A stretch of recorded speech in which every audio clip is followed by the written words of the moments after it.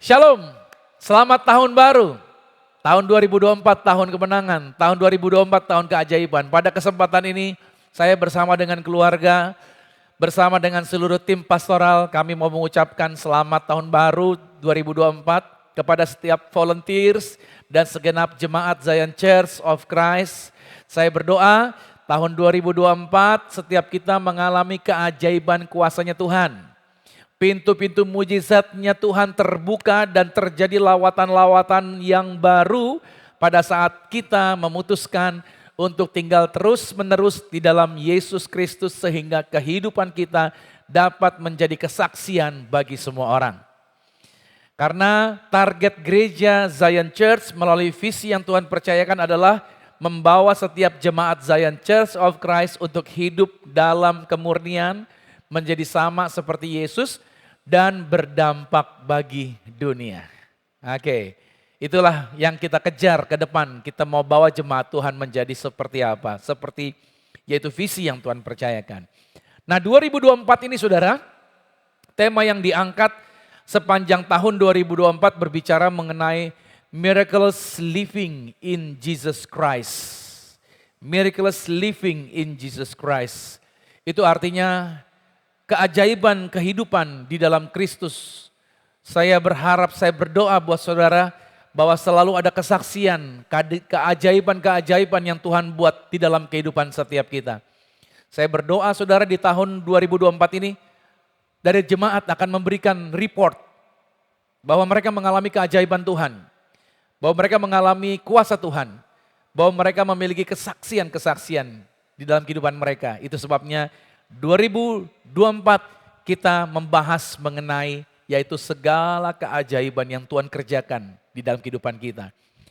Ayat yang saya pakai untuk menjadi dasar dari tema satu tahun ini adalah di dalam Filipi pada pasal yang keempat. Pada ayat yang ke-13 dikatakan segala perkara dapat kutanggung di dalam Dia yang memberi kekuatan kepadaku. Atau kalau dalam teks bahasa Inggrisnya The Message berkata, whatever I have, wherever I am, I can make it through anything in the one, yaitu Jesus, who makes me who I am. Artinya, apapun yang saya miliki, dimanapun saya berada, saya bisa melampaui, saya bisa melewatinya melalui apapun di dalam Dia, Yesus, yang menjadikan aku apa adanya. Nah itu dia.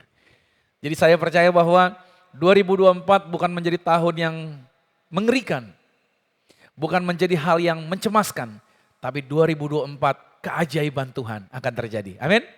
Keluarga kita yang belum bertobat boleh mengalami perjumpaan dengan Tuhan, ada lawatan-lawatan yang terjadi, bahkan apa yang semula Anda pikir mustahil, justru di 2024 akan terjadi terobosan yang besar atas kehidupan Anda. Nah di bulan Januari, ya, di bulan yang pertama di tahun 2024, tema kita 1 bulan ke depan, kita akan berbahas mengenai start strong. Ya, kita memulainya adalah melangkah di dalam kekuatan Tuhan. Ya, melangkah di dalam mujizat Tuhan. Melangkah di dalam lawatan Tuhan. Makanya kita akan berbahas mengenai ini yaitu start strong, level up. Kita terus naik, kita mulai bukan dengan lemes, tapi kita mulai dengan full power. Ya, kita mulai dengan kekuatan yang penuh. Karena kita tahu dan kita yakin. Karena kita tidak sendiri. Karena ada keajaiban Tuhan. Karena ada kekuatan Tuhan.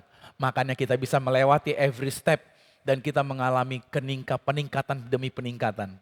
Dan percayalah saudara, saudara di 2024 akan semakin dipercayakan yang lebih besar lagi. Siapa yang percaya? Akan dipercayakan yang lebih besar lagi. Kasih sorak-sorai tepuk tangan yang luar biasa buat Tuhan Yesus Kristus. Nah, minggu yang pertama, catat lagi, ini judulnya jadi ada 3 judul saya bagi buat saudara. Judul 1 tahun, ya kan? Judul 1 bulan, dan judul 1 minggu. Nah, hari Minggu ini kita berbicara mengenai kehendak Yesus. Yaitu apa yang baik, berkenan kepadanya, dan apa yang sempurna. Jadi kita akan bahas hari ini tentang kehendak Yesus. Ya, jadi kita akan bahas detail mengenai kehendak Yesus. Kenapa sih saya bawakan ini? Nah ini yang saya bawakan. Karena dalam hidup ini saudara, kita seringkali mencari dan bertanya-tanya tentang apa sih sebenarnya kehendak Tuhan bagi hidup saya? Gitu. Kita bertanya-tanya seperti itu kan, apa sih Tuhan maunya gitu kan. Nah persoalannya, kita seringkali jadi gagal paham. Lalu pada proses selanjutnya, kita bertemu dengan berbagai persoalan, dan ujungnya kita mengalami atau menjadi kecewa. Nah untuk itu di minggu pertama ini, kita akan menjelajahi apa yang Alkitab katakan sih tentang kehendak Yesus. Seperti kata-kata ini, yang baik, yang berkenan kepadanya, dan yang sempurna. Oke, ini kita bahas apa sebenarnya yang dimaksud dengan kehendak Yesus. Apa artinya kehendak Yesus? Nah kita akan melihat definisinya dulu dan konsep dasarnya dari Alkitab. Mari kita lihat di dalam Roma pada pasal 12 pada ayat yang kedua dikatakan begini. Janganlah kamu menjadi serupa dengan dunia ini, tetapi berubahlah. Sama-sama katakan berubahlah. Ya tahunnya aja berubah, masa kamu masih gitu-gitu aja gitu kan. Berubahlah oleh pembaharuan budimu. Sehingga kamu dapat membedakan manakah kehendak Allah, titik dua di sana. Oke, yaitu apa yang baik, yang berkenan kepada Allah dan yang sempurna. Baik, kehendak Allah saya akan breakdown. Yang pertama, kehendak Allah itu selalu terkait dengan kebaikan-kebaikan Tuhan Yesus yang tidak terbatas. Kebaikan Tuhan Yesus tidak terbatas. Artinya, Yesus itu berlimpah dengan kebaikan. Ya kan? Dan Yesus mau kita juga hidup dalam kebaikan sebagaimana Yesus. Pertanyaan saya sederhana, Saudara. Anda hidup sampai hari ini, itu semuanya karena kebaikan Kristus atau karena apa? Atau karena yang lain? Tidak, semua karena apa? Kebaikan Kristus. Tuhan Yesus sangat baik sama kita. Kita berkali-kali mengecewakan Tuhan, kita berkali-kali gagal dalam memenuhi janji kita sama Tuhan. Coba cek lagi deh. Waktu kita masuk tahun 2023 yang tahun lalu. Di bulan Januari kita punya resolusi. 2023 saya akan berubah. Saya akan begini, saya akan begini, saya akan melakukan ini, saya akan melakukan ini, bla bla bla bla bla bla. Coba cek di akhir tahun 2023. Apakah semua yang saudara tulis resolusi tadi, saudara sudah lakukan semuanya? Atau mungkin sudah lakukan tapi balik lagi. Ngulangin lagi. Halo? Coba cek dulu deh. Kita sering kali gagal dalam apa? Dalam memenuhi janji kita. Kita mudah berjanji. Tapi apakah Tuhan marah sama kita? Apa Tuhan kesel sama kita? Enggak. Tuhan tetap melimpahkan kebaikannya. Tuhan tetap berlimpah kasihnya. Apa Tuhan menghentikan berkatnya? Enggak. Apa Tuhan lantas menjauh dan membuat Anda merasa kesepian? Enggak. Dia tetap ada bersama dengan kita. Dia tetap mencintai kita. Nah itu sebabnya saudara berbicara mengenai kehendak Tuhan, kehendak Allah atau kehendak Yesus tidak bisa lepas dari kebaikan-kebaikan Kristus yang tidak terbatas. Artinya kita diarahkan oleh Yesus bahwa kehendaknya adalah mari kita juga hidup dalam perbuatan kebaikan atau sikap kehidupan yang baik kepada setiap orang yang ada bersama-sama dengan kita.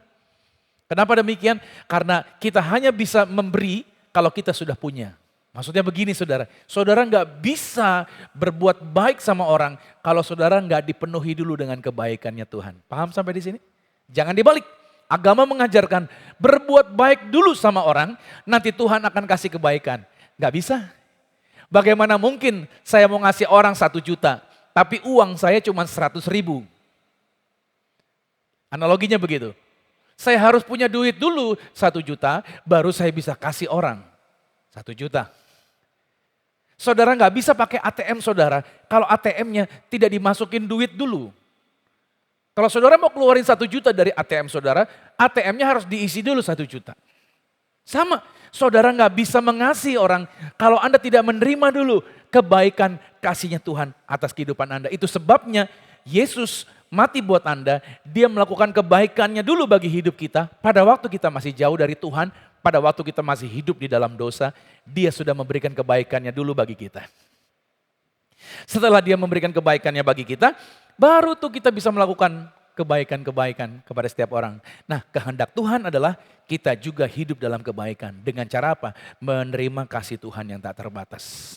Yang kedua, kehendak Yesus adalah terkait dengan hidup yang berkenan. Apa maksudnya hidup yang berkenan? Artinya hidup berkenan itu memiliki sikap yang taat. Kita taat sama Tuhan, kita ke gereja, kita berdoa, kita baca Alkitab. Nah ketaatan kita itu sebagai bentuk cinta dan hormat kita sama Tuhan. Kita ke gereja, kita baca Alkitab, kita berdoa bukan karena takut Tuhan marah. Bedain saudara. Jangan sampai kita datang sama Tuhan karena takut Tuhan marah. Jangan sampai kita ke gereja karena takut Tuhan marah. Besok buka toko takutnya sepi. Gara-gara hari Minggu gak ke gereja, Tuhan pasti marah nih. Tuhan ngambek sama saya. Tuhan gak pernah ngambek. Tuhan gak pernah marah. Yang suka ngambek kita. Yang suka marah kita. Halo?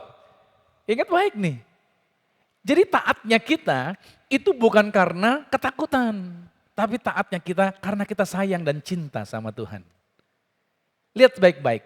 Siapa sih orang yang sudah bertobat, yang sudah percaya Yesus, yang sudah melayani, yang gak bisa buat salah lagi? Apakah kita masih bisa buat salah? Apakah kita masih bisa gagal? Apakah kita masih bisa error? Yes, itu kenyataannya. Mau dibilang layak, gak ada orang yang cukup layak untuk dipakai sebagai alatnya Tuhan. Tapi ini yang saya mau katakan sama saudara. Ketika engkau buat salah, ketika engkau melakukan hidup dalam kegagalan dan hidup dalam kekacauan gitu ya. Yesus tidak datang sama saudara lantas maki-maki saudara. Atau marah-marah sama saudara. Atau dia menghentikan berkat saudara. Enggak, dia tidak melakukan itu. Beda dengan iblis. Ya kan?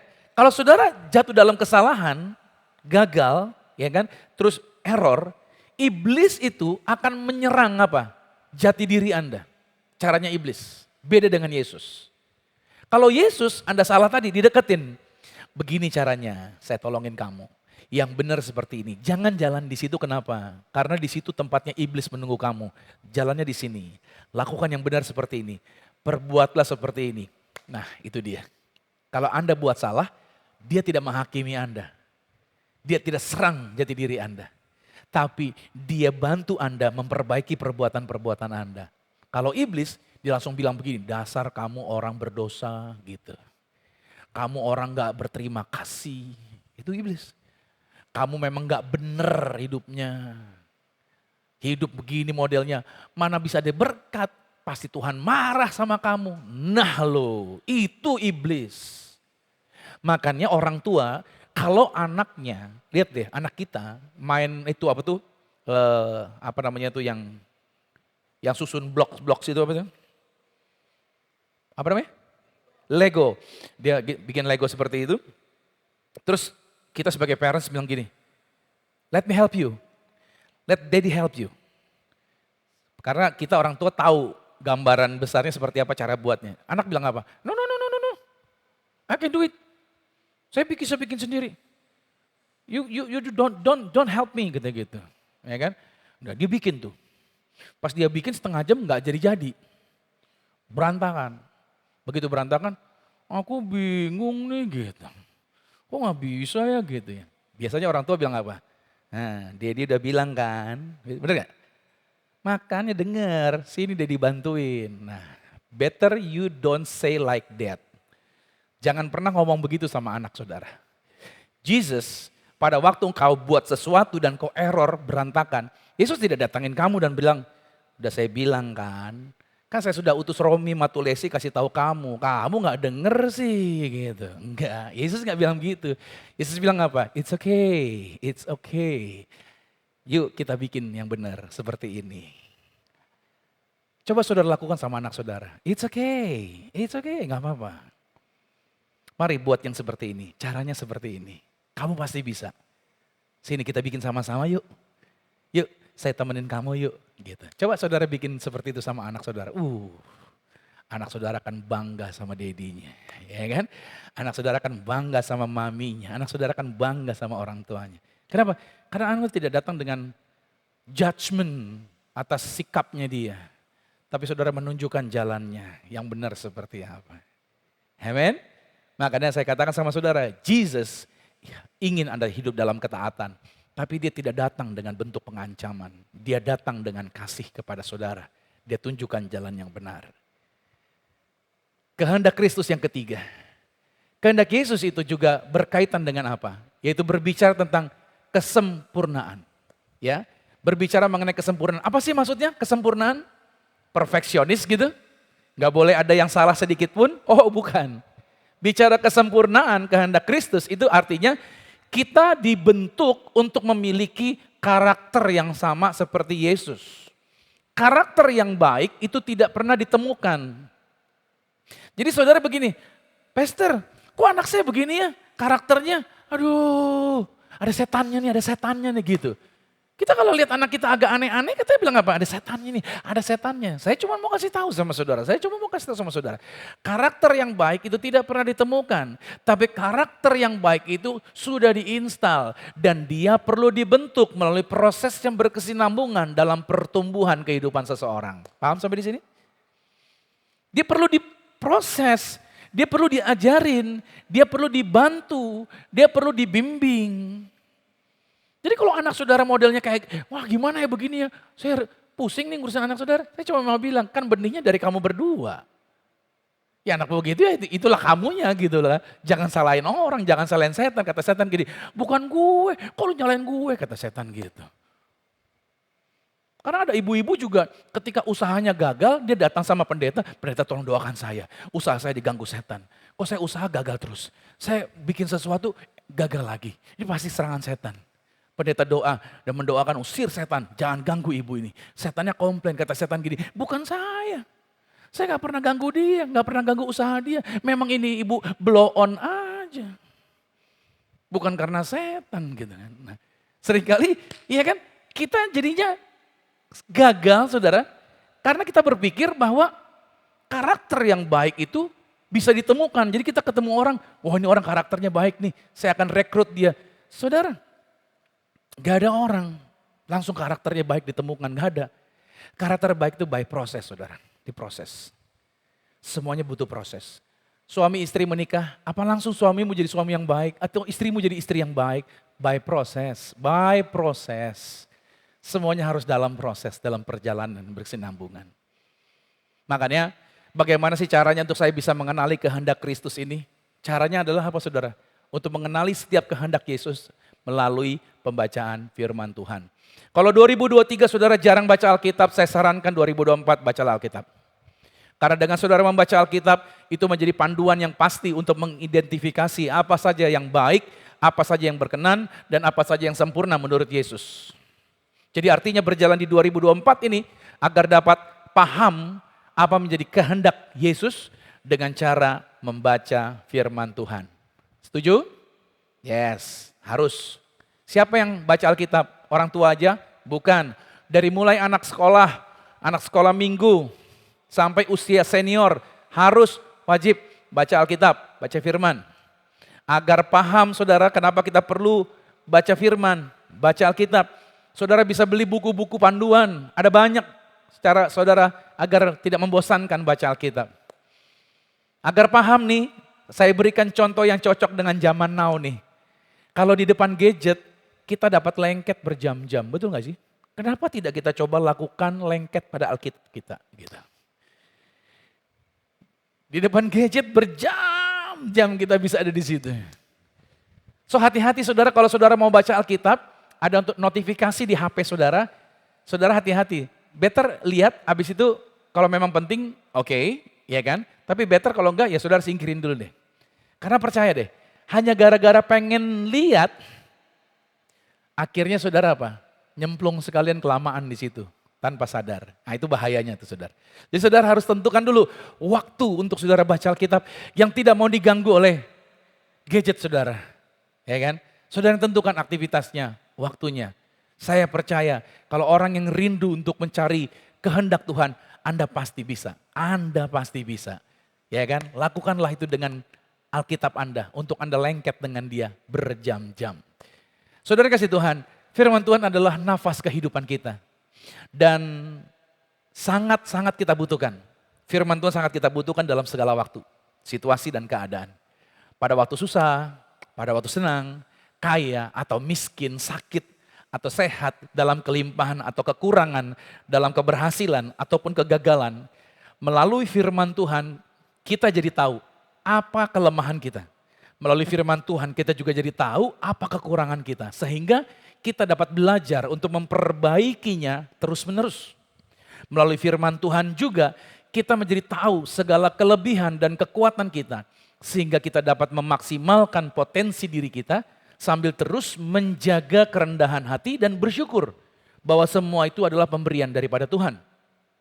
Melalui firman Tuhan juga saudara, kita menjadi paham segala jalan yang akan kita tempuh di tahun yang baru ini.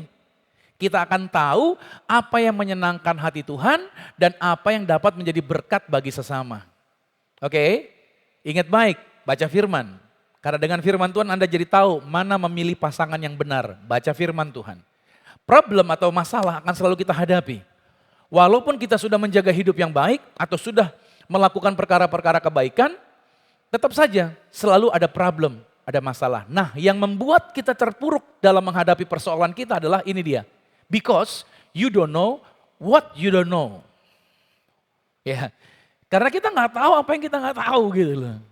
Dari mana kamu tahunya? Ya dengan membaca firman Tuhan, jadi kamu tahu yang kamu nggak tahu. Kita harus tahu apa yang kita tidak ketahui. Dan kita juga harus tahu apa yang sudah kita ketahui. Dengan saudara tahu apa yang saudara nggak tahu dan saudara tahu apa yang saudara tahu, itu akan membuat saudara tidak lagi menjadi orang yang minder gitu loh. Kita nggak harus tahu semuanya kok, betul nggak? Kita nggak harus hebat di semua area kok. Saya bisa khotbah, tapi saya belum tentu bisa di area musik. Saya nggak tahu cara musik, mainnya gimana segala macam. Nggak apa-apa kita nggak tahu. Kita perlu tahu apa yang kita nggak tahu. Dan kita perlu tahu apa yang sudah kita tahu. Kita dengan demikian, kita nggak jadi minder tadi kan. Nggak jadi orang yang begitu-begitu aja, ya kan. Dan kita akan menjadi orang yang akan mengalami kemajuan yang dahsyat. Itulah yang saya katakan kuasa firman Tuhan yang sanggup mengubahkan kehidupan kita. Saudara mau diubahkan oleh firman Tuhan? Yes, izinkan firman Tuhan ada di dalam diri saudara. Nah, sebelum saya masuk poin saya, di 2024 ini saya mau tanya sama saudara, apakah Anda lelah dalam kehidupan ini? Halo? Lelah hayati? Apakah Anda selalu berada dalam circle yang sama? Balik lagi, ke situ lagi, ke situ lagi? Atau apakah Anda hidup Anda up sebentar, down lagi? Up, down. Begitu terus? Ataukah Anda mengalami kondisi fisik Anda mengalami drop, penurunan, kemampuan, kualitas? Coba Anda flashback di tahun lalu. Mungkin di tahun lalu saudara hanya fokusnya hanya kepada segala sesuatu yang menjadi kehendak pribadi kita sendiri. Mungkin itu problemnya. Titiknya di situ. Nah, ini saatnya Yesus ingin setiap orang percaya untuk hidup mengikuti kehendaknya Yesus. Tahun 2024 akan menjadi tahun yang memberikan keajaiban di dalam Yesus. Pada waktu saudara mau melakukan kehendak Kristus, keajaiban demi keajaiban akan terjadi bagi kehidupan Anda. Ada amin. Saya mau ajak saudara untuk keluar dari situasi lama Anda. Ini tahun yang baru.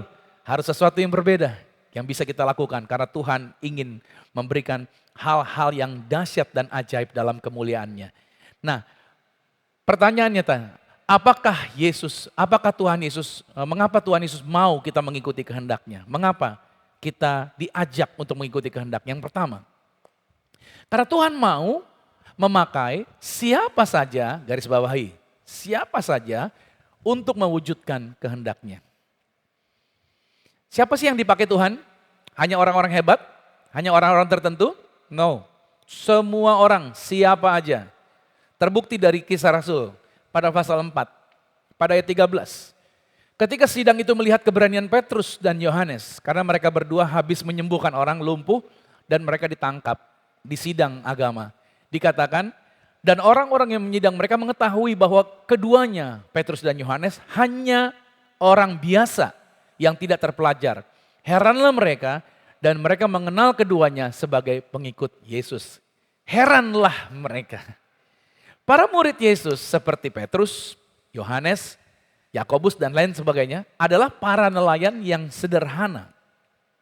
Meskipun mungkin mereka ini kurang terdidik secara formal, tetapi orang-orang ini mereka dipilih oleh Yesus untuk menjadi murid-muridnya, kemudian diutus untuk memberitakan Injil ke seluruh dunia. Bayangin, Ini orang yang gak terpelajar, orang yang biasa-biasa, dipakai sebagai murid Yesus. Terus saudara, pelayanannya luar biasa. Naik pesawat terbang terus. First class. Kemana-mana, kan ke ujung dunia tuh. Wah, pelayanan mereka sampai ke ujung bumi. Dahsyat saudara. Ini memberi contoh bahwa kehidupan mereka adalah contoh bahwa Tuhan dapat menggunakan orang-orang biasa untuk melakukan pekerjaan-pekerjaan Tuhan yang luar biasa. Contoh ini menunjukkan bahwa Tuhan dapat menggunakan orang-orang yang sederhana dan tidak sempurna untuk mencapai rencana-rencananya Tuhan. Saya tidak mengatakan saya sempurna, saya banyak kelemahan. Saya tidak pernah berpikir akan menjadi seorang yang berdiri di depan untuk menyampaikan firman Tuhan. Saya malu menatap mata orang, saya nggak pede berdiri di depan orang. Tapi saudara dikasih Tuhan, inilah pekerjaan Tuhan. Keajaiban Tuhan terjadi untuk memakai saya berdiri hari ini mengajar di depan saudara. Ini mengajarkan kita bahwa gak peduli latar belakangmu, gak peduli status sosial kita. Oke, Tuhan dapat menggunakan kita untuk tujuannya yang agung. Caranya apa? Kalau kita bersedia mempercayai dan mengikuti kehendaknya Tuhan. Amin. Semua orang bisa dipakai Tuhan. Semua orang. Percayalah. Tuhan akan memampukan Anda. Saya tidak mengatakan bahwa karena orang ini tidak terpelajar, berarti kita nggak usah sekolah ya pastor. Oh, saya tidak ngomong begitu saudara. Saya cuma mau mengatakan sama saudara bahwa apapun latar belakang Anda, kelemahan Anda akan tetap bisa dipakai Tuhan. Saya berpikir dulu, saya nggak perlu sekolah teologi ya. Saya merasa kurang. Saya merasa akan dipakai Tuhan lebih lagi, saya memperlengkapi diri saya. Saya sekolah teologi, saya lulus S1. Saya masuk lagi sekolah S2. Dan sekarang saya sudah selesai S2 saya. Ditawarin lagi untuk masuk S3, saya bilang tunggu dulu deh. Saya mau selesaikan dulu gereja dulu. Ada urusan gereja dulu yang saya mau bereskan dulu, saya bilang begitu. Jadi saudara yang kasih Tuhan. Artinya Tuhan bisa pakai semua orang dalam kapasitas kita yang sederhana, dalam kekurangan yang ada pada kita. Jangan pernah batasi Tuhan. Makanya Tuhan panggil kita untuk hidup dalam kehendaknya Tuhan. Karena Tuhan mau memakai setiap kita sesuai dengan rencananya. Yang kedua, pertanyaan yang tadi adalah, kenapa Tuhan Yesus mau kita mengikuti kehendaknya? Karena orang yang melakukan kehendaknya Tuhan, pasti orang itu memiliki ciri ini, rela berkorban. Sakius, kita lihat dulu di dalam Lukas pada pasal 19 maksud saya, Lukas 19. Tetapi Sakius berdiri dan berkata kepada Tuhan, Tuhan, setengah dari milikku akan kuberikan kepada orang miskin dan sekiranya ada sesuatu yang kuperas dari seseorang akan kukembalikan 4 kali lipat. Kata Yesus kepadanya, hari ini telah terjadi keselamatan kepada rumah ini karena orang ini pun anak Abraham, garis bawahi anak Abraham. Sebab anak manusia datang untuk mencari dan menyelamatkan yang hilang. Ini ceritanya Yesus datang ke Yeriko, dikerubungin orang, dia lagi jalan, Sakius pendek, naik pohon, pengen ngelihat Yesus. Dan Yesus langsung bilang sama dia, begitu kelihatan sama Yesus ada orang di atas pohon, dia sebut namanya langsung, Sakius turun. Yesus tidak tanya sama muridnya, itu siapa yang di atas pohonnya? Malu-maluin banget tuh gitu kan. Yesus nggak tanya sama muridnya, siapa sih namanya tuh gitu. Enggak. Tapi Yesus sudah tahu. Nah hari ini saya mau kasih tahu sama saudara, Yesus sudah tahu nama Anda, bilang amin dulu nih. Anda nggak perlu kenalan Tuhan, nama saya. Ini Tuhan tolong diingat ya. Tuhan sudah tahu saudara semua. Namamu sudah dicatat, Tuhan sudah tahu dan ngerti siapa saudara.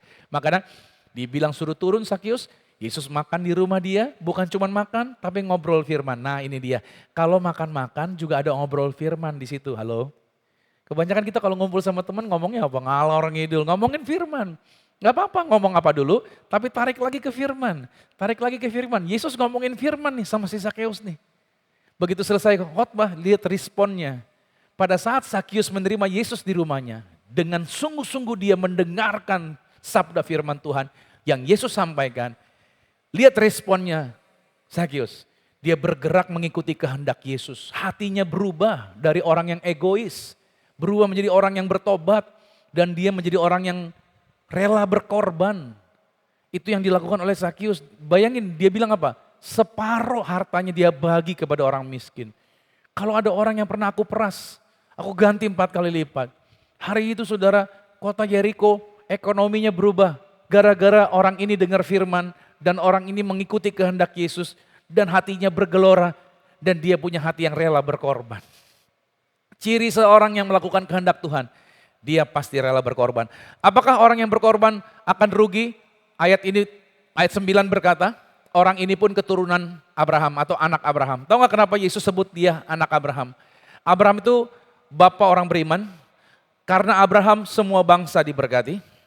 Galatia 3 ayat 29 juga mengatakan, oleh darah Yesus, kita yang percaya pada Yesus disebut juga keturunan Abraham dan berhak menerima warisan daripada Abraham. Berarti Sakeus, orang ini disebut sebagai anak Abraham, berarti dia punya hati yang rela berkorban. Dia juga menerima berkat dari Abraham terjadi atas hidup dia. Orang-orang yang melakukan kehendaknya Bapa, kehendaknya Yesus, maka mereka punya hati yang rela berkorban. Orang-orang yang punya hati rela berkorban gak akan miskin, gak akan kekurangan. Dia akan punya berkat dalam segala kelimpahan. Jesus said like that, ayat 9. Bukan pendeta yang ngomong, tapi Yesus yang mengatakan anak Abraham. Alasan yang ketiga kenapa Yesus mengajak kita untuk kita bergerak dalam kehendaknya Yesus. Karena orang yang melakukan kehendak Tuhan pasti sukacita. Wajahnya gak mutung, gak cemberut. Halo, saya kasih tahu nih, kalau saudara senyum, kalau saudara wajahnya cerah ceria, orang gak bisa tebak berapa nilai nominal di kantong Anda. Itu hebatnya saudara. Kalau saudara bawa mobil Mercy, S-Class seri terakhir, kaca bening, karena biasa orang kaya kalau naik mobil mewah kacanya bening, biar kelihatan mukanya siapa yang punya. Tapi kalau saudara naik mobil itu, wajah saudara merengut aja, nanti orang dari luar bilang, supirnya tuh pasti supirnya. Padahal yang punya dia, tapi gara-gara mukanya merengut dibilang apa? Supirnya tuh supirnya. Smile. Amin. Sukacita. Hati yang gembira adalah, iya. Kenapa saudara sesak napas terus? Coba cek deh. Lu gak enjoy sih. Coba sukacita gitu loh. Enjoy. Karena orang yang senyum, smile, orang kan bilang, tuh pasti orang kaya tuh. Tuh. Even saudara turun dari bajai, wih wah ini orang kaya rendah hati banget gitu. Naik ke bajai loh, gak malu dia. Slow, amin? Slow. Orang yang hidupnya melakukan kehendak Tuhan pasti bersuka cita. Daud membuktikan ini dalam 1 Tawarik 29 ayat yang ke-9 dikatakan begini. Bangsa itu bersuka cita karena kerelaan mereka masing-masing sebab dengan tulus hati mereka memberikan persembahan sukarela kepada Tuhan. Juga Raja Daud sangat bersuka cita. Sesungguhnya kehendak Tuhan adalah apa saudara? Membawa Israel dari tanah perbudakan, bangsa Yahudi keluar masuk ke mana? Ke Gunung Zion gitu loh. Tempat terakhir itu Gunung Zion. Oke? Nah pada saat Daud sebagai penerus daripada messenger yang sudah selesai sebelumnya, Daud meneruskan dan Daud melakukan kehendak Tuhan, dia membawa Israel sampai ke Gunung Zion. Ingat ya, Gunung Zion itu tempat terakhir, bilang sama-sama tempat terakhir. So I believe, kenapa Tuhan pakai namanya Zion Church. Saya percaya ini tempat terakhir, amin. Kalau saudara selama ini mungkin pindah sana, pindah sini, pindah sana, pindah sini, saya berdoa buat saudara. This is your final decision, amin. Ya kan? Final decision. Sekarang saudara dari sini saudara akan langsung dipersiapkan untuk melakukan hal-hal yang dahsyat dan luar biasa sama Tuhan. Makanya Daud melakukan atau memberikan dalam kehendaknya Tuhan. Dia memberikan dana untuk apa? Persembahan membangun rumah Tuhan. Daud keluarin dana pribadinya. Dan dia membagikan dengan bersuka cita. Diikuti setiap rakyatnya juga memberikan juga dengan sukacita. Mereka enggak berkata, aduh keluar duit lagi nih. Enggak. Mereka melakukan dengan sukacita. Kalau dananya dikumpulin untuk persiapan membangun bait Allah yang pertama, kurang lebih ratusan triliun. Dan itu luar biasa saudara. Mereka berani memberi tanpa ada rasa beban, tanpa ketakutan, tanpa worry. Dan mereka percaya mereka orang yang diberkati. Karena Paulus berkata di dalam 2 Korintus pada pasal 9 ayat 7 dan 8 dikatakan, kalau memberi, hendaklah masing-masing memberi menurut kerelaan hati. Jangan karena sedih hati, jangan karena terpaksa. Sebab Tuhan mengasihi orang yang memberi dengan sukacita. Dan ayat yang ke-8, orang yang memberi dikatakan, dan Tuhan sanggup melimpahkan segala kasih karunia kepada kamu. Supaya kamu senantiasa, apa dikatakan? Berkecukupan, senantiasa, bukan awal bulan, bukan tengah bulan, bukan akhir bulan, tetapi senantiasa berkecukupan di dalam segala sesuatu. Bayangin, bukan cuma di dalam satu hal, tapi di dalam segala sesuatu, dan malah bukan cuma berkecukupan, tetapi apa? Berkelebihan di dalam pelbagai kebajikan. Amin. Kasih sorak-sorai dulu buat Tuhan yang luar biasa. Yes. Makanya saya selalu berdoa, Tuhan berkatin saya jadi orang kaya. Saya jadi orang kaya yang berkelimpahan. Kenapa? Karena saya mau pakai kekayaan saya untuk berkati orang-orang yang susah. Itu saudara. Saya lihat orang susah, saya susah juga. Kenapa? Karena saya pengen orang susah jadi gak susah lagi hidupnya. So apa yang saya lakukan? Saya berdoa sama Tuhan. Berdoa terus. Saya diberkati berkelimpahan agar saya bisa bantu orang-orang. Amin. Makanya saya berdoa buat saudara, para pengusaha yang ada di Zion Church. Saya berdoa sesuai dengan level Anda hari ini. Saya berdoa Anda bisa pegang project. Ada yang ratusan juta. Ada yang miliaran saya doain. Ada yang puluhan M saya doain. Ada yang ratusan M saya doain. Dan saya berdoa keajaiban Tuhan 2024 tergenapi atas setiap saudara yang hadir di tempat ini. Haleluya, haleluya. Dan yang terakhir, yang keempat, kenapa Yesus mau kita hidup dalam kehendaknya Dia. Orang yang melakukan kehendak Tuhan selalu melihat keajaiban kasih, keajaiban kuasa, dan keajaiban kemuliaan Tuhan. Artinya matamu akan melihat keajaiban-keajaiban. Orang-orang yang melakukan kehendak Tuhan, matanya akan melihat mujizat demi mujizat terjadi di sepanjang perjalanan dia. Ini terjadi atas Yusuf dalam Matius 2 pada ayat 13. Setelah orang-orang Majus itu berangkat, nampaklah malaikat Tuhan kepada Yusuf dalam mimpi dan berkata, Yusuf bangun, ambil anak itu dan ibunya, larilah ke Mesir, tinggal di sana, sampai aku berfirman kepada kamu, karena Herodes akan mencari anak itu untuk membunuh dia. Bedanya Yusuf, bedanya Herodes, tahu nggak?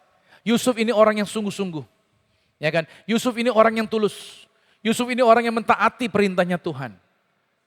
Memang tidak mudah bagi Yusuf untuk menikahi Maria yang telah hamil oleh Roh Kudus.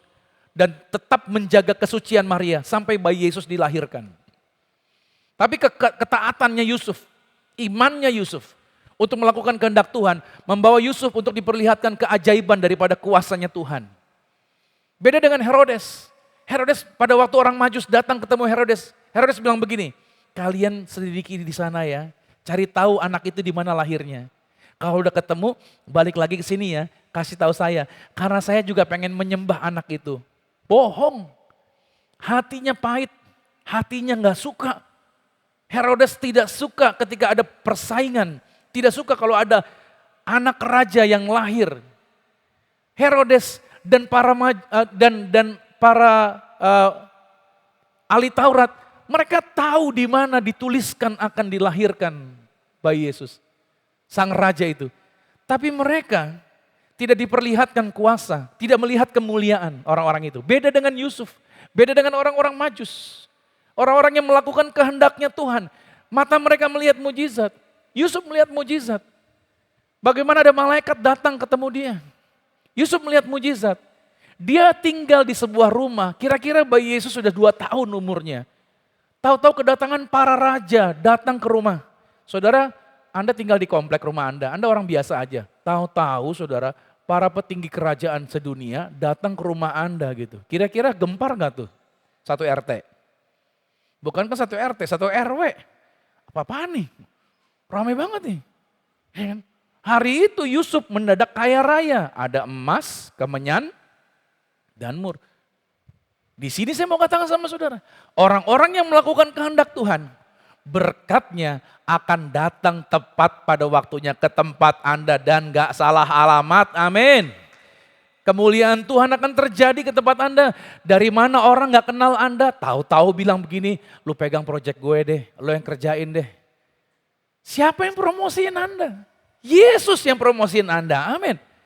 Akan datang ke segala keajaiban, akan datang segala kemuliaan, akan menghampiri Anda. Amin. Jangan lagi menjadi orang-orang yang lemah. Jangan lagi menjadi orang-orang yang ketakutan. Tapi hari ini saudara harus percaya 2024 tahun di mana saya bisa melihat keajaiban Tuhan. Tahun di mana saya bisa melihat kemuliaan Tuhan. Tahun di mana saya bisa melihat kuasa kasih Kristus berlimpah atas kehidupan saya bersama dengan keluarga saya. Saya percaya apa yang mungkin pernah terhilang di 2023, 2024 kelimpahan dari atas segala sesuatunya Tuhan pasti berikan bagi kehidupan kita bersama dengan keluarga. Amin. Itu sebabnya saudara saya percaya ketika setiap kita orang Kristen mau melakukan kehendaknya Tuhan, maka mata kita akan bisa melihat segala keajaiban kuasa dan kemuliaan Tuhan. Apa yang telah dicontohkan dari poin 1, poin 2, poin 3, poin 4 dari para pahlawan iman tadi dalam melakukan kehendak Yesus serta dampak yang mereka alami, itu bukanlah sebuah cerita yang tersimpan di Alkitab semata.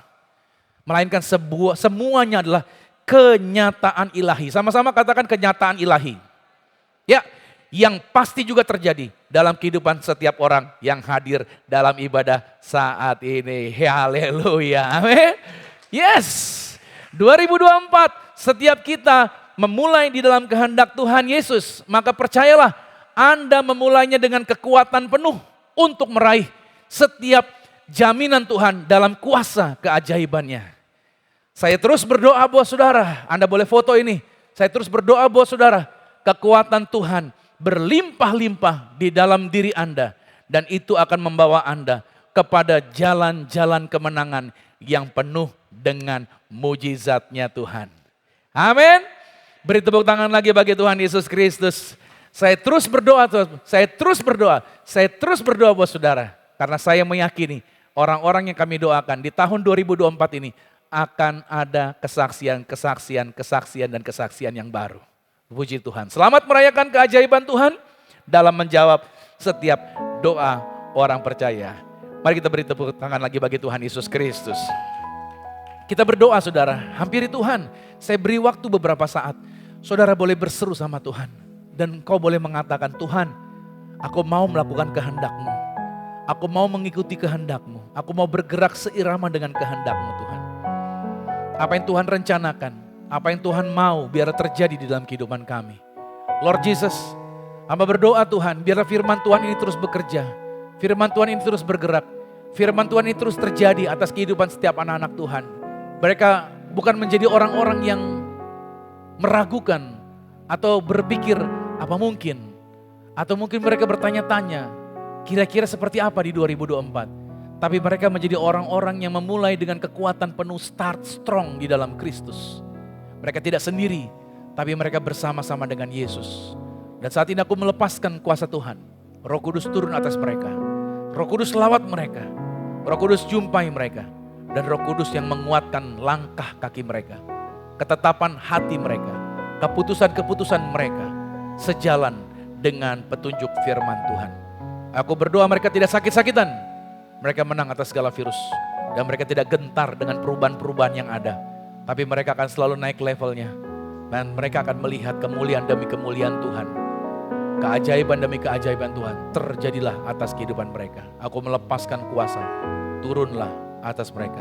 Dalam nama Bapa, Anak dan Roh Kudus. Dalam nama Tuhan Yesus. Aku berhenti menyampaikan firman di tempat ini. Tetapi aku percaya firman Tuhan tidak pernah berhenti. Firman Tuhan terus berbicara. Terima kasih Tuhan Yesus untuk kekuatan sukacita yang Tuhan limpahkan. Dalam nama Tuhan Yesus Kristus. Haleluya. Sama-sama kita yang percaya katakan amin. Happy New Year. God bless you saudara. Beri tepuk tangan lagi bagi Tuhan Yesus Kristus. Kita akan masuk dalam sakramen tubuh dan darah Tuhan Yesus Kristus. Mari kita siapkan roti dan anggur di tangan kita. Dan saudara, ini adalah hari Minggu yang pertama kita mengadakan sakramen tubuh dan darah Tuhan Yesus secara bersama-sama. Itu artinya kita berjalan di tahun 2024 ini, tidak ada kuasa apapun di tahun ini yang bisa memisahkan kita dari kasih Kristus. Anda makan tubuh dan minum darah Yesus, Anda ada di dalam Yesus. Yesus ada di dalam saudara. Percayalah apa yang saudara sentuh, apa yang Anda pegang usahakan kerjakan. Di setiap bulannya dari Januari sampai Desember dan di sepanjang 2024 ini, kuasa mujizat dan keajaibannya pasti terjadi bagi kehidupan Anda. Amin. Mari kita angkat rotinya di atas kepala Dengan iman ulangi doa saya, sama-sama katakan, dalam nama Tuhan Yesus, inilah roti yang telah turun dari surga, inilah tubuh Tuhan Yesus Kristus, tubuh yang tergantung di atas kayu salib. Yang pertama, memberikan kami bersama dengan keluarga kehidupan yang kekal di dalam kerajaan sorga. Oleh korban tubuh Kristus, mulai hari ini kami menang atas segala virus, menang atas segala penyakit, tidak terkapar di meja operasi. Kami diberkati, umur panjang dan tidak sakit-sakitan. Dalam nama Yesus, 2024 menang atas segala penyakit, menang atas segala virus. Inilah tubuh Tuhan Yesus Kristus. Mari kita makan.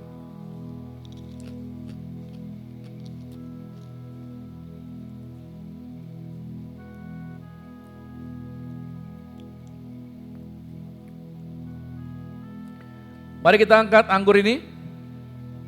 Bersama-sama dengan saya katakan, dalam nama Tuhan Yesus, inilah darah Yesus Kristus, darah yang tercurah, darah yang tertumpah di atas kayu salib sebagai perjanjian yang baru dan yang kekal. Oleh korban darah Yesus, kami termeterai sebagai warga sorga, punya rumah di bumi, punya rumah di sorga, tidak mengembara, dimanapun berada melangkah, dijagai pasukan malaikat sorgawi.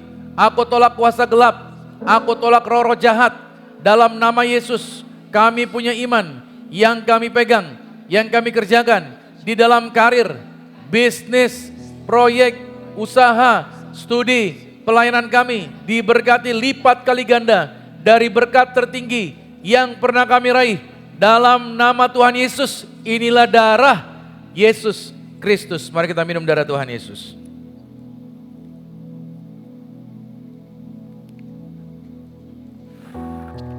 Mari bersama-sama kita angkat tangan kita. Kita bersyukur buat tubuh dan darahnya. Ku mau seperti-Mu Yesus, disempurnakan. Ini menjadi doa kita di hadapan Tuhan. Dalam segenap jalanku memuliakan nama-Mu.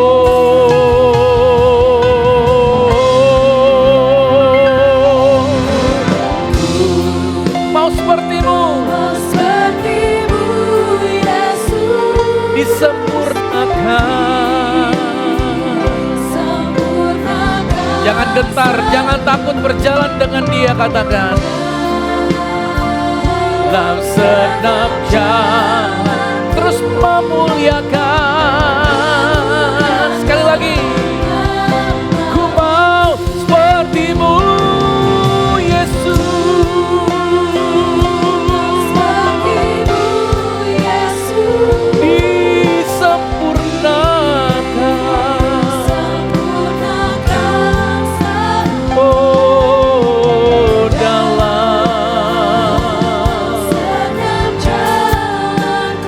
kami memuliakan. Nah, dalam segenap jalan kami, dalam segenap jalan memuliakan. Sama-sama katakan, memuliakan nama Tuhan, memuliakan nama-Mu. Memuliakan nama-Mu.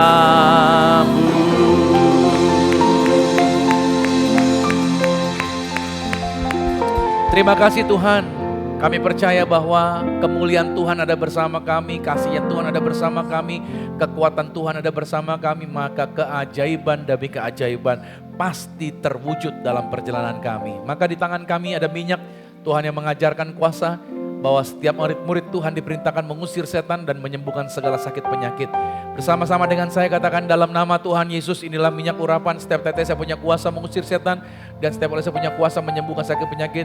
Silakan pasukan malaikat berjalan bersama dengan kami dimanapun kami berada melangkah, menang atas segala yang jahat. Dalam nama Tuhan Yesus, inilah minyak urapan. Anda boleh urapi kepala saudara, maka setiap botol, setiap pot ini diurapi dalam nama Tuhan Yesus. Setiap jemaat Tuhan Bawa pulang minyak ini 2024, ada kuasa, ada mujizat besar yang terjadi dalam nama Tuhan Yesus. Inilah minyak urapan. Maka Tuhan memberkati setiap anak-anak Tuhan yang hadir hari ini. Amsal 18 ayat 21 berkata, hidup dan mati dikuasai oleh lidah. Siapa yang suka menggemakannya akan memakan buahnya.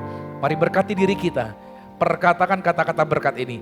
Dan ini yang terjadi di 2024 atas kehidupan Anda bersama dengan keluarga. Angkat tangannya sama-sama dengan saya, katakan, saya diberkati, berkelimpahan, telah ditebus, telah diampuni, dibenarkan, diurapi, disempurnakan, diberi kuasa, hidup dalam kasih karunia, berharga, aman, sehat, penuh kemuliaan, fokus pada Yesus, disiplin, percaya diri, pandai cerdas. Saya diciptakan segambar dan serupa Yesus untuk menggenapi setiap panggilan dan tujuannya atas hidup saya dalam nama Yesus. Amin. Kasih tepuk tangan yang meriah bagi Tuhan.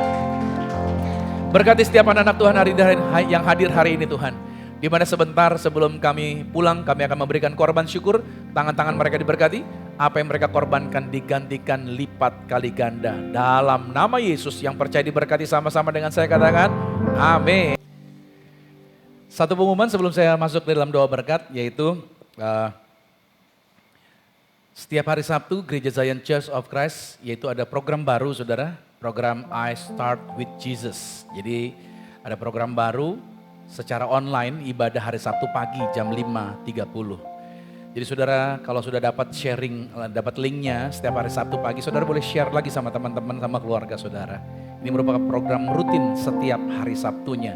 Jadi ini ditayangkan lewat YouTube Zion Church of Christ. Silakan saudara boleh mengikuti ibadah ini setiap hari Sabtu. Dan saya berdoa biar saudara diberkati melalui program I Start With Jesus. Amin. Diberkati semua luar biasa. Dan satu pengumuman lagi, dan kita akan berdoa juga bahwa ibadah hari ini tepat ulang tahun istri saya yang ke-48. Jadi kita akan berdoa juga buat istri saya bahwa dia Tuhan percayakan masuk di usia ke-48 tahun. Itu suatu perjalanan yang luar biasa. Berkat Tuhan yang menyertai dan keajaiban-keajaiban Tuhan yang menyertai dia di tanggal 7 Januari. Catat tanggalnya, jadi tahun depan saudara ingat tanggal berapa istri saya ulang tahun ya. Puji nama Tuhan. Baik, mari kita berdoa. Tuhan terima kasih buat setiap berkat yang Tuhan percayakan. Terima kasih buat kemurahan yang Tuhan limpahkan. Kami percaya bahwa setiap anak-anak Tuhan yang hadir hari ini diberkati dengan dahsyat. Hamba memegang yaitu doa-doa mereka, melepaskan kuasa. Yaitu doa untuk setiap karir, usaha, proyek, pekerjaan mereka. Di 2024 diberkati dalam kelipatan yang luar biasa. Kalau 2023 ada yang terhilang, 2024 dirapel, digantikan yang berkelipatan. Aku lepaskan berkat buat mereka, maka mereka tidak akan kalah oleh segala bentuk penipuan. Apapun rancangan orang jahat tidak bisa menjatuhkan posisi mereka. Maka juga mereka diberkati dalam damai sukacita. Mereka diberkati dalam segala kesejahteraan. Tuhan berikan mereka hikmat dalam mengelola keuangan dengan bijaksana. Sehingga mereka tidak boros, tidak bocor keuangan mereka. Tapi keuangan mereka menjadi keuangan yang terbaik di tahun 2024 ini. Maka berkati juga kesehatan mereka dalam nama Tuhan Yesus. Keluarga mereka diberkati, sanak famili mereka diberkati. Dan kami melepaskan berkat juga Tuhan buat gereja ini Zion Church of Christ yang Tuhan percayakan di Menara 1. Tuhan berkati Zion Church. Tuhan yang berkati juga yaitu Sumarekon. Tempat ini diberkati Tuhan Yesus Kristus. Dan Tuhan kami juga melepaskan berkat yaitu untuk setiap para pelayan Tuhan yang telah korban dalam pelayanan. Berkati tim volunteers yang telah melayani bersama-sama dengan kami sepanjang hari ini. Berkati segala persiapan mereka, baik tim logistik, hospitality, para pendoa syafaat. Berkati juga tim media operator dan tidak lupa berdoa buat seluruh tim praise and worship yang sudah melayani hari ini. Hamba bersama dengan istri, bersama dengan anak-anak dalam berkat, dalam kuasa, dalam pertolongan Tuhan. Terima kasih buat setiap kesempatan yang Tuhan percayakan untuk kami boleh melayani Tuhan. Maka juga setiap korban pelayanan mereka, Tuhan gantikan lipat kali ganda. Lepaskan berkat juga bagi bangsa kami Indonesia yang akan masuk dalam pesta demokrasi. Biarlah damai sejahtera ada atas Indonesia. Dari Papua sampai Aceh, Miangas, Pulau Rote, kuasa Tuhan bekerja atas Indonesia. Biarlah pesta demokrasi ini berjalan dengan baik. dan tidak ada kegaduhan, tidak ada kerusuhan, bahkan rancangan-rancangan orang jahat dihalau, tidak berhasil, dan Indonesia bisa menjadi bangsa yang besar, menjadi bangsa yang maju, bangsa yang berdaulat atas setiap wilayahnya. Indonesia negara yang maju, negara besar, negara yang dahsyat dalam kuasanya Tuhan. Terima kasih Tuhan, Kau yang berikan pemimpin yang terbaik atas Indonesia. Dan kami percaya Indonesia terus membangun dalam kemajuan. Dan kalau sebentar kami akan pulang, kami percaya akan menerima berkat Tuhan. Berdoa buat istri hamba yang sudah Tuhan percayakan 1 tahun lagi usianya di hari ini, tanggal 7 Januari 2024. Terima kasih buat perjalanan yang luar biasa. Terima kasih buat kesehatan. Terima kasih buat berkat. Terima kasih buat pertolongan. Terima kasih yaitu buat kesabaran yang Tuhan terus berikan kepada istri hamba. Pakai dia terus, berkati dia terus Tuhan, bersama dengan anak-anak kami dalam berkat Tuhan. Terima kasih buat kepercayaan yang Tuhan berikan atas pelayanan ini.